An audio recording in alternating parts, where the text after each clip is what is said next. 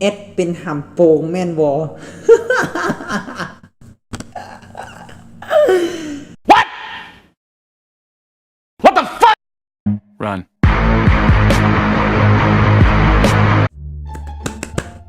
เจ้าสบายดีทุกคนเนาะอยู่กับซูนี่คือเก้ามือนี้บ่ได้ไปใส่เนาะที่มาตอบคำถามที่ว่าทุกคนนั่นคาใจก็คือค่อยได้โพสต์ลงไปในเพจ Facebook ของค่อยเนาะว่าถ้าต้องการฮู้อย่างเกี่ยวกับค่อยให้ถามมาเนาะซึ่งว่าคำถามก็มีหลายคำถามเลยที่ว่าถามมาแต่ว่ามื้อนี้ค่อยสิมาตอบพร้อมๆกันกับทุกคนเนาะที่ว่าถามมาเพราะฉะนั้นบ่ซักซ่าเสียเวลาเราไปตอบคำถามน้ำกันเลยมาคำถามทำอีกเลยเนาะสร้างเพจพัฒนาเพจตอนนี้มีทีมงานจักคนบ่ฮับทีมงานเพิ่มบ่ยินดีร่วมงานนำแอดถ้าเป็นไปได้ว้าวพามตัวนี้เนาะสร้างเพจมันมีอยู่ประมาณ5คนเนาะแต่ว่าเดี๋ยวนี้ก็แยกย้ายกันไปเฮ็ดเวียกหมดแล้วเหลือแต่คนขี้ไล่คนเดียวนั่งเจ้าคออยู่นี่เนาะเป็นคำถามที่2เนาะแอดมีแฟนจักคนแล้วแอดยังบ่ทันมีแฟนเนาะมีแต่เมียเนาะ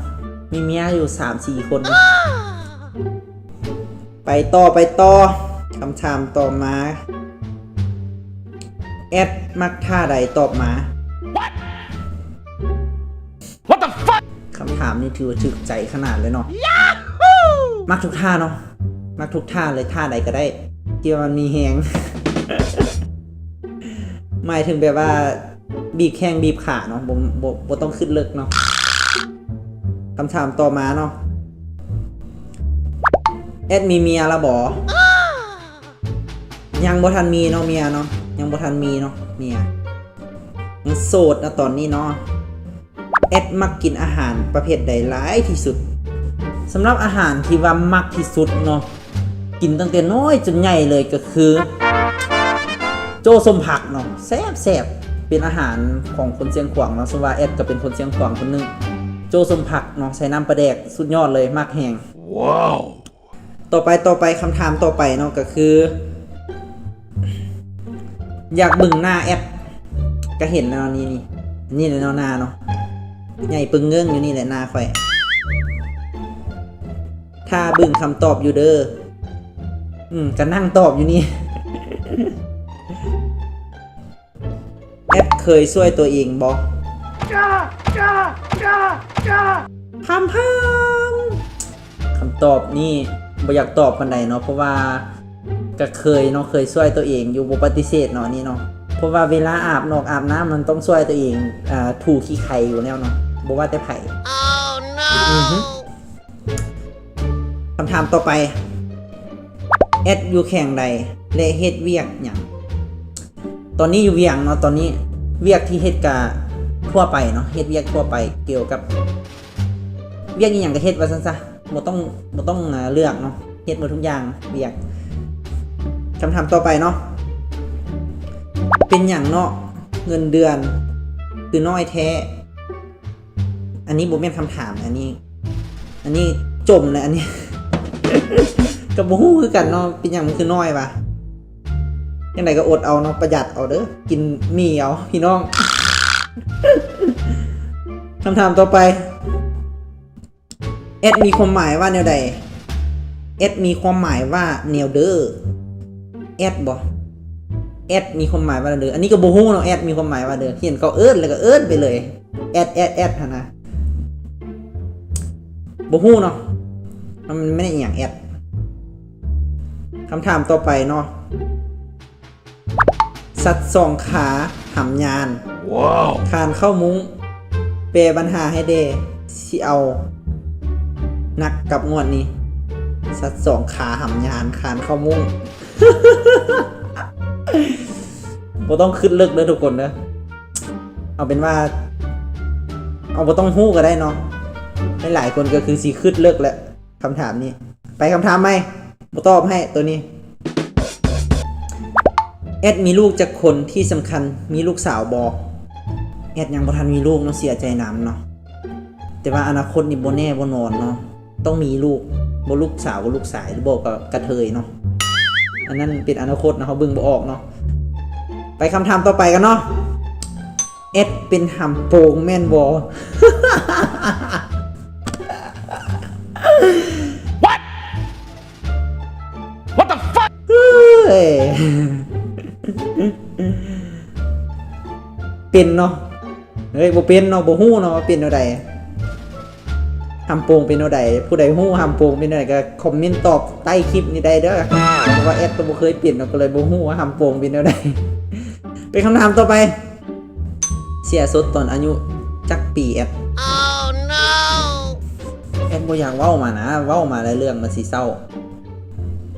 เสียสดตอนอายุจักปีบ่ประมาณอายุ11-12 ปีนี่แหละเพราะว่าตอนนั้นนอนอยู่กับบ่ฮู้หยังผ้าห่มมันเหน่งนุ่มน้ำแล้วก็เสียสดเลยเนาะ คำถามต่อไปอย่าไปตัวลูกข้าเจ้าเด้อแอดบ่เอาบ่แม่นคนตัวเนาะเอาบ่แม่นคนคิดตัวเอาบ่ตัวเอาผู้ใดแล้วเนาะถ้าเขาบ่มาตัวเขาก่อนเนาะ คำถามต่อไปผู้อยู่ลุ่มพัดสิตายผู้อยู่ถึงพัดมีแหงคนมาเห็นพัดห้องว่าเห็นแล้วเอ็ดคิดว่าแม่นหยังคือซีเมนต์อย่างเดียวนั่นแหละเนาะผู้อยู่ถึงพัดมีแหงโมแม่นเนาะผู้อยู่ลุ่มพัดสิตายผู้อยู่ถึงพัดมีแหงก็มีได้อันเดียวแหละถ้าผู้ใดฮู้คำถามนี้เนาะก็คอมเมนต์บอกใต้คลิปนี้เนาะผู้อยู่ลุ่มพัดสิตายผู้อยู่ถึงพัดมีแหงผู้ใดฮู้ก็ตอบได้เด้อตัวนี้ก็บ่ฮู้คือกันเนาะสำหรับความคิดของแอดในหัวมีแต่18บวกก็มีแต่อันเดียวนั่นแหละต่อมาเนาะมีแฟนแล้ววะแฟนมีแล้วเนาะเพราะว่าอากาศช่วงนี้ร้อนก็เลยมีแฟน2หน่วยเนาะอยู่ในห้องนอนนี่แฟนที่ว่าเป็นพัดลมหั่นนะอย่างฮู้ว่าแอดเป็นผู้หญิงหรือผู้ชายหรือหล่ออันหล่อนี่บ่ปฏิเสธเนาะหล่อแน่นอนผู้หญิงหรือผู้ชายน่าจะเป็นกระเทยด้วยวะ คำถามต่อไปปกติแล้วแอดนอนตอนไหนตัวนี้นี่บ่ฮู้เนาะจักนอนตอนไหนก็นอนเนาะบางเทื่อก็นอนตอนสวยบางเทื่อก็นอนกลางคืนบางเทื่อก็นอนตอนแลงบางเทื่อก็นอนตอนเช้าแล้วแต่อารมณ์เนาะตัวนี้เนาะแอดผู้หญิงหรือผู้ชายแอดผู้หญิงเนาะแอดผู้หญิงนี่ผู้หญิงคำถามต่อมาเนาะแอดได้เมียจากคนละนี่ละคือคำถามที่ต้องการอยากตอบแอดได้เมียจากคนแล้วมีแล้วเนาะ5 คนเนาะเมียเนาะตอนนี้ก็เลี้ยงลูกน้อยคนละ 2-3 คนอยู่เนาะที่แท้กับบ่มีแหละยังบ่มีผู้ใดเนาะอยู่อย่างเงายังบ่มีผู้ใดเนาะคำถามต่อมาดาวอังคารนี่จ่ายก่อนเท่าใดดอกเบี้ยแพงบ่ฮะมาผิดงานแล้วนี่นะเขาสิไปบุญบ้านเจ้าละมางานดอง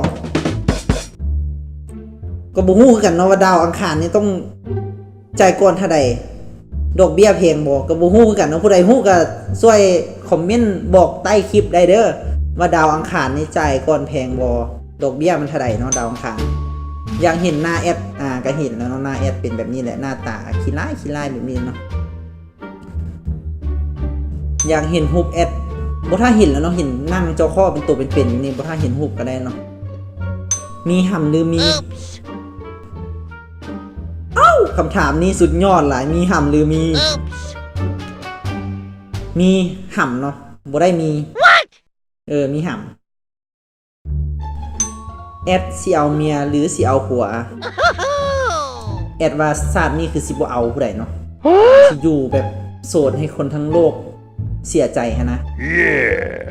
ที่แอดโสดนี่โบแม่นอย่างไรเพราะว่ายังให้สวรรค์ลงโทษคนที่ตาบ่ถึงนะก็ยังบ่ฮู้เนาะเป็นเรื่องของอนาคตนะว่าสิเอาผัวหรือสิเอาเมียแต่ว่าแน่นอนแล้วต้องเอาเมียเนาะเพราะแอดมักผู้หญิงบ่ได้มักผู้ชายคำถามต่อมาแอดแมนอยู่บ่ชายหรือตุ๊ด What? แอดคือผู้ ทรายโบแมนกระตุ๊ดโบแมนกระเทยเนาะแอดเนาะผู้ชายเนาะคำถามต่อมาเลยเนาะคำถามต่อมาเลยก็คืออายุตอนนี้ถือว่าอายุก็ได้ประมาณ22ปีเนาะจะเท่าเลยเนาะอายุเนาะ22ปีต่อไปก็24เนาะบ่มี23เนาะเพราะว่าอายุแอดขึ้นเท่า2ขึ้นเท่า2ปีเนาะคำถามต่อมาก็คือกระเทยทรายหรือเพศใดเนาะกระเทยทรายหรือเพศใดเนาะกระเทยทรายยิงเพศใดเนาะผู้ชายเนาะโบเมนกระเทยและกับโบเมนยิงเนาะผู้ชายเนาะผู้ชายโบเมนกระเทยเด้อ แอดเคยมีเมียละคำถามนี้ต่ำใจขนาดเลยคำถามนี้หน้าตาแบบอายุ45นี่ถามมาได้แนวใดว่ามีเมียยังบ่ทันมีหาอยู่ก็ถือว่าเมิดเนาะคำถามที่ว่าถามมาในเพจเนาะตัวที่ว่าค่อยโพสต์รูปลงไปท่านว่าอยากฮู้ยังก็ถามมาถือว่าคำถามก็มีซัมนี่เนาะซึ่งว่าหลายๆคนก็ถามมาซึ่งว่า